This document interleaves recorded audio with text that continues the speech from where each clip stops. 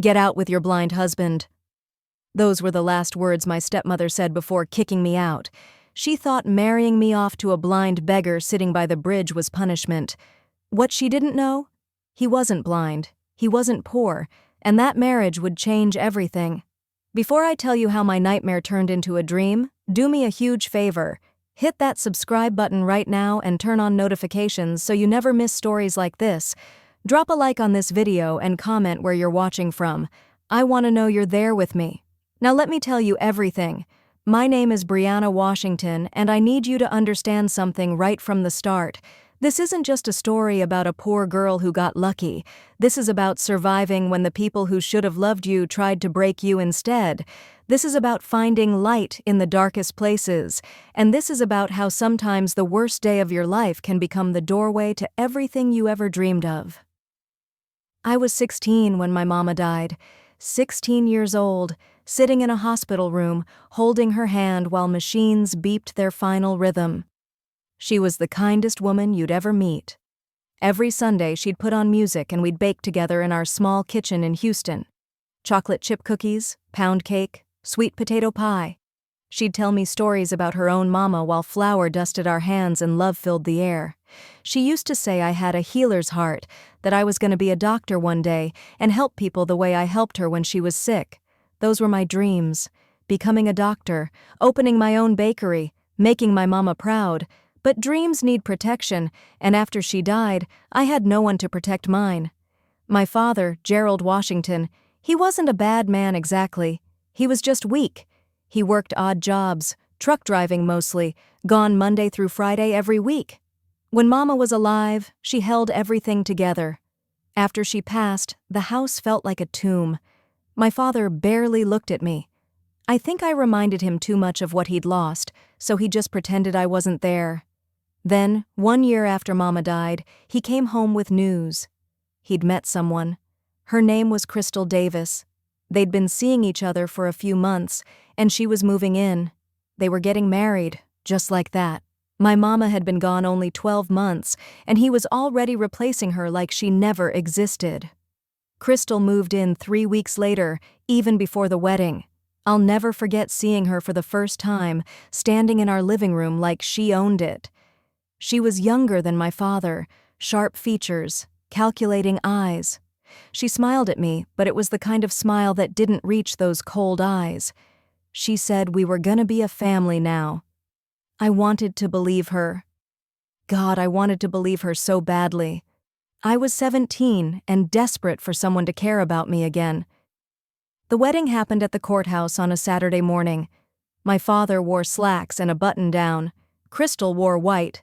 I stood there as a witness, wearing a simple dress, trying not to think about how Mama's funeral had been in the building right next door just a year before. After they got married, my father gave Crystal his ring and his trust. That's when my real nightmare began. See, my father's job took him away 5, sometimes 6 days a week. That meant most of the time I was alone with Crystal, and when my father left money for household expenses, money specifically for my upkeep, for my clothes, my school supplies, my basic needs, Crystal would take every single cent and pocket it. She'd buy herself new outfits, new shoes, go out with her friends while I wore the same 3 outfits over and over. My shoes had holes in the soles. My jacket had a broken zipper I had to pin closed. When I'd ask for something, anything, she'd look at me like I'd asked for the world and say no. And when my father came home on weekends, she'd lie right to his face. She'd say I never asked for anything, that she'd treated me like her own daughter. I tried to tell him the truth, but Crystal was always one step ahead. She'd get this hurt look and say I was lying, that I was making up stories. My father believed her every single time.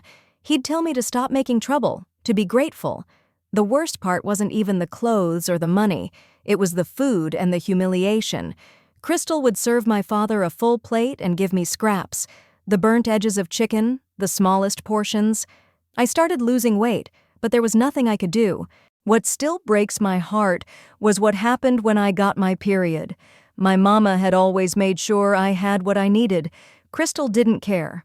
When I asked for money to buy pads, she laughed. She said she wasn't going to waste money on my problems, so I used old rags, torn from worn clothes. I'd wash them in secret, hide them to dry, and reuse them. At school, I lived in constant fear of bleeding through my clothes. One day in math class, it happened. I rushed out, but kids notice everything. In the bathroom, I saw the stain and broke down. I had no change of clothes, nothing. When I got home, Crystal saw my face, saw the jacket around my waist, and she smiled that cruel smile. She knew, and it pleased her. I became a shadow in my own home. My grades started slipping.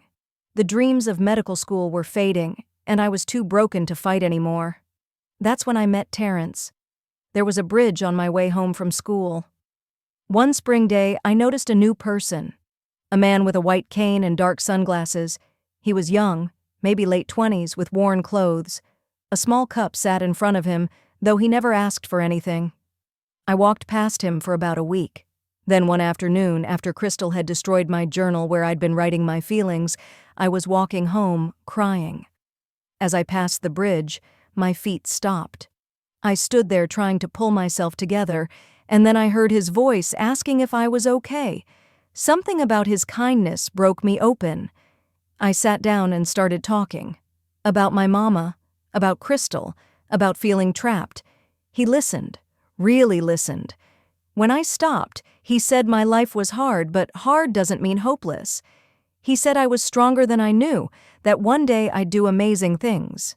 His name was Terrence Brooks. He became my only friend. I started stopping by every day after school. He'd encourage me, ask about my dreams. When I told him I wanted to be a doctor and open a bakery, he said those were beautiful dreams I should never let anyone take from me.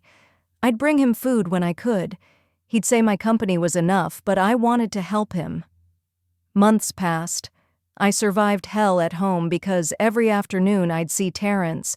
He was proof kindness still existed. Then Crystal got pregnant. When she gave birth to baby Grace, my father became a different person. He'd rush home to hold her, sing to her in this soft voice I'd never heard him use with me. I became even more invisible. Crystal noticed my friendship with Terrence. She'd drive past and see us talking. I could tell she was planning something. I was 19 when she sprung her trap. One Saturday, my father said I was an adult and needed to think about my future. Then he crushed everything. He said I wasn't going to college. They couldn't afford it. Medical school was for smart people. I should find a more practical path. Then Crystal said I should get married. When I asked to who, she smiled that cold smile. My friend Terrence, the blind man from the bridge. She said he was perfect. He needed someone to care for him. I needed somewhere to go. My options were limited anyway. No money, no prospects. She said Terrence would be lucky to have me, and I'd be lucky to have him. I said it was insane, but my father backed her up. Crystal delivered the final blow. If I didn't like it, I could leave with nothing. But if I stayed one more day, I'd do what they said. They'd already talked to Terrence. He'd agreed. Wedding was Friday. That night, I cried harder than I'd cried since Mama died. I was trapped. Completely trapped. If I refused, I'd be homeless with no money, no job, nothing.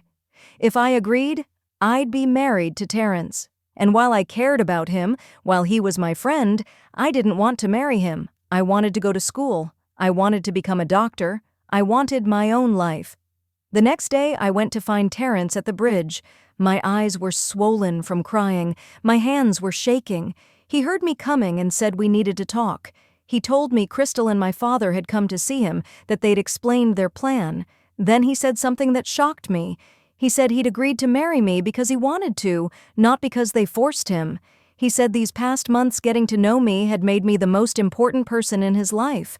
If marrying him meant I had a way out of that house, he wanted to do it. He wanted to help me. I didn't know what to say. I told him we'd have nothing. He lived on the street. I had no money. How would we even survive? He said we'd figure it out, that I should trust him. And looking at him, at my only friend in the world, I realized I didn't have a choice. At least with Terrence, I wouldn't be completely alone. So I said, okay. I said I'd marry him. Friday came too fast. I woke up feeling numb, like I was watching my life happen to someone else. Crystal made me wear one of my mama's old dresses. It felt like a violation, wearing mama's dress to this mockery of a wedding. We drove to the courthouse in silence. The ceremony was quick and cold. A judge we'd never met read from a script. I said I do, in a voice that didn't sound like mine.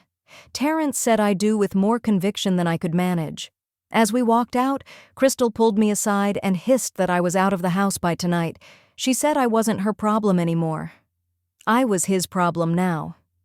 I'd already packed everything I owned into one duffel bag. That's what my life had become. 19 years old, married to a homeless man, everything I owned fitting in one bag. On the courthouse steps, Terrence took my hand and said he needed to tell me something. My heart sank. What now? He said we weren't staying in Houston. We were leaving right then for New York. I was confused. We didn't have money for bus tickets. He said to trust him one more time. He led me down the street and I stopped dead. Parked at the curb was a sleek black luxury car, the kind you see in movies. A man in a sharp suit stood beside it. When he saw us, he opened the door and said, "Welcome home, Mr. Brooks. And welcome, Mrs. Brooks." Mr. Brooks? Why was he calling Terrence that? Then Terrence did something I'll never forget. He reached up and removed his dark sunglasses. I gasped. His eyes were clear, bright, focused directly on me. He could see. Then he reached behind his head and pulled off a blindfold that had been hidden beneath the glasses. A blindfold. This whole time, he'd been pretending. He tossed the white cane into a nearby trash can and took both my hands, looking directly into my eyes for the first time. He said, "Welcome to your new life, baby." I couldn't breathe, couldn't process what was happening. I said he'd lied to me, that he'd been lying this whole time. He asked me to get in the car to let him explain. What choice did I have? I climbed into the back seat and my breath caught. Leather seats softer than any bed. Climate control, crystal glasses, everything pristine and expensive and impossible. As the car pulled into traffic, Terrence started talking. He said his real name was Terrence Brooks, and he was from New York. His family was wealthy, very wealthy. His father built a successful business, and Terrence was being groomed to take over. But wealth came with complications. Every woman he met only wanted him for his money. They'd pretend to care, but really they cared about his bank account, his lifestyle, his connections. He got tired of it, tired of being seen as a wallet instead of a person, so he decided to disguise himself as a homeless blind man to find someone genuine, someone who'd care about him for who he was, not what he had. He went to Houston to get away from his world. He sat on that bridge for weeks, watching people pass. Most ignored him. Some threw change without looking. A few were cruel. But me? I acknowledged him from the first day. I treated him like a human being. And that day when I sat down crying, when I shared my pain with him, he saw something special in me. He said the more he got to know me, the more he realized I was exactly who he'd been looking for. I had dreams despite my pain. I had kindness despite being treated cruelly. I valued human connection over material things. I brought him food even though I barely had enough for myself. When Crystal and my father came to him with their scheme, he saw an opportunity, a way to help me escape and prove who he really was. Tears were streaming down my face. I asked if I was just some test, some experiment. He said no. He said with me, he wasn't Terrence Brooks the heir. He was just Terrence, a man on a bridge talking to a remarkable woman. These past months had been the most real months of his life. Then he said something that changed everything. He said this marriage could be whatever I wanted it to be. If I wanted to stay married and see where it went, he'd like that. But if I wanted an annulment, if I wanted to take money and start over on my own, he'd support that too. He said I wasn't trapped anymore. I was free. Maybe for the first time in my life. We drove to the airport, but not to the main terminal. We went to a private area with small jets on the tarmac. We were flying private. I stepped onto that plane feeling like I'd entered someone else's life. This couldn't be real. Things like this didn't happen to girls like me, but it was real. 3 hours later, we landed in New York. Another luxury car waited. As we drove through the city, I pressed my face to the window like a child, taking in the buildings and the energy and the life. Then we turned onto a private drive through a gate and up to a mansion that took my breath away. 3 stories of beautiful architecture, manicured gardens, a fountain in the circular driveway. Terrence said, "This is home. Our home now, if you want it to be." Before we could even get out, the front door burst open and a woman came running out. She was elegant but moved with a mother's urgency. She hugged Terrence, checking him over, then turned to me. Her expression softened into something so warm, I felt tears spring to my eyes. She pulled me into a hug and said, "Welcome home, sweetheart. Welcome to our family." I stood there frozen in this stranger's embrace, and something inside me broke. This woman who didn't know me was hugging me like I mattered, like I was wanted, like I belonged. I started sobbing. All the pain, all the fear, all the loneliness came pouring out, and she just held me, rocking me gently, saying I was safe now, that everything was going to be okay. Terrence's father came out next, distinguished with kind eyes, followed by his sister Denise. They welcomed me with such genuine warmth that I started crying all over again. They led me inside to a bedroom bigger than my father's entire first floor.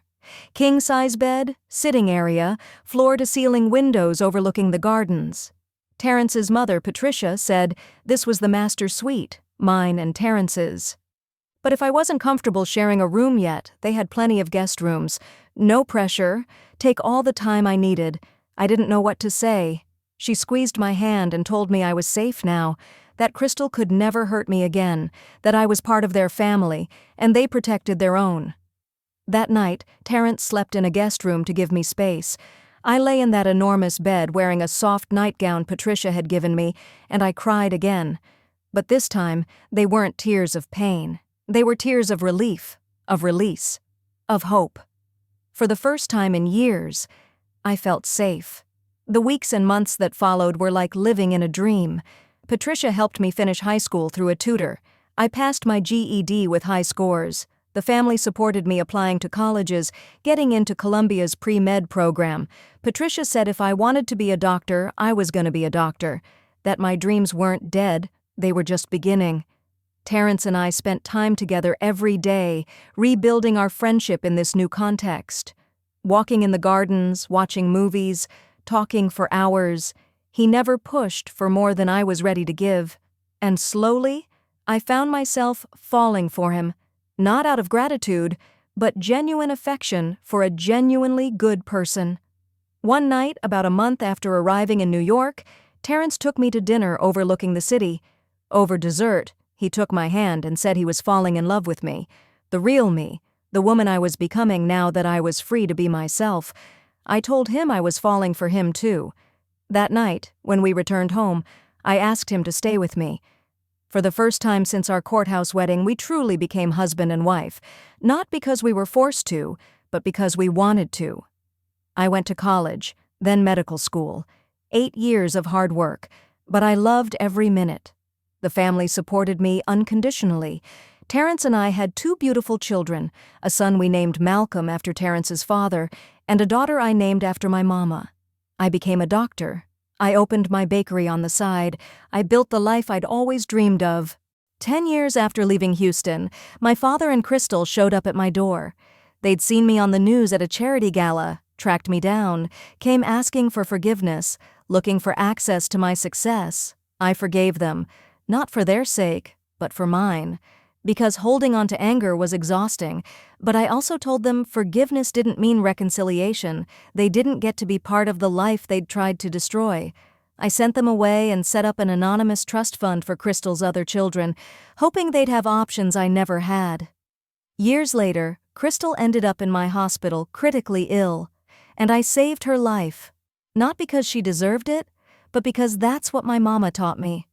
That's what being a doctor means. Looking back now, I realize something. Crystal thought she'd won when she forced me to marry that blind beggar by the bridge. She thought she'd gotten rid of me, destroyed any chance I had at happiness or success, But she was wrong, so spectacularly wrong. That blind beggar was a millionaire. That broken girl was stronger than anyone imagined. And those dreams she'd mocked as garbage became my reality. She tried to destroy me. Instead, she set me free. My stepmother thought she'd won when she kicked me out that day. She had no idea she was handing me my freedom. Sometimes what looks like the worst thing that could happen is actually the best thing in disguise. If you're going through something hard right now, hold on. Your breakthrough might be closer than you think. Now, if this story touched your heart, show me some love. Smash that like button, share this with someone who needs to hear it, and drop a comment telling me what you thought. Should I make more stories like this? Let me know below. And if you haven't subscribed yet, what are you waiting for?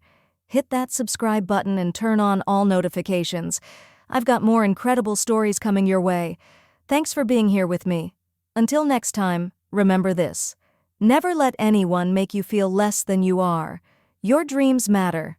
You matter. Peace and blessings.